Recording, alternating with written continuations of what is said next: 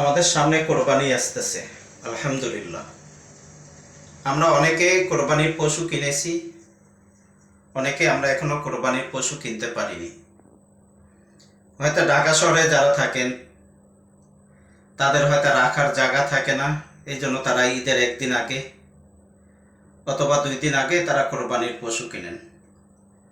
আলহামদুলিল্লাহ যে আল্লাহ তাআলা আমাদেরকে দেখেন কত সুন্দর মুসলিম জাতি করে, মুসলিম করে আল্লাহ আমাদেরকে দুনিয়াতে পাঠাইছেন।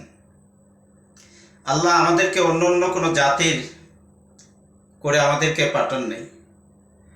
আজকে দেখেন আমরা মারা গেলে আমাদের কত সুন্দর জানাজা হচ্ছে, কত সুন্দর আমাদেরকে কবরে রেখে আমাদের জন্য দোয়া করা হচ্ছে।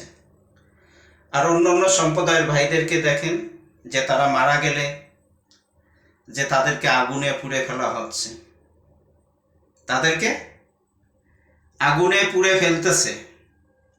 কিন্তু আল্লাহ তাআলা আমাদের মনোনীত, আল্লাহ পাকের মনোনীত ধর্ম ইসলাম ধর্মটাই হলো শান্তির ধর্ম।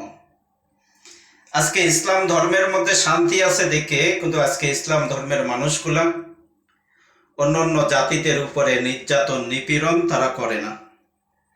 আজকে দেখেন ভারতবর্ষে, আমেরিকাতে, ইসরায়েল, আসলে তাদের ধর্ম, তারা সেটা যে ধর্ম বলে, আসলে তাদের কিন্তু এটা ধর্ম না।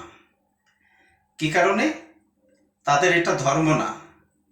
ধর্ম একটা, আল্লাহ পাকের মনোনীত ধর্ম একটা ইসলাম। এই ইসলাম ধর্মতে যে শান্তি আছে, যে সুখ আছে, শান্তি আছে, অন্য কোনো সম্প্রদায়ের ধর্মদের ভিতরে এইরকম সুখ ও শান্তিটা নাই।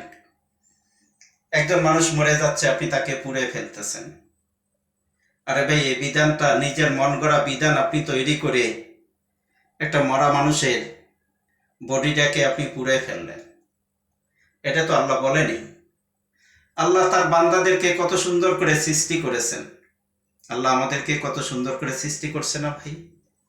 আজকে আমরা মানুষ হয়ে নিজের মন মতন ধর্মকে তৈরি করে, নিজের মন মতন ধর্ম বানাইয়ে এখন ছেলে বাবার মুখে আগুন দিচ্ছে, ছেলে বাবাকে পুড়ে ফেলতেছে। নাউজুবিল্লাহ। আল্লাহ আমাদেরকে এই কথাগুলো বোঝার তৌফিক দান করুন।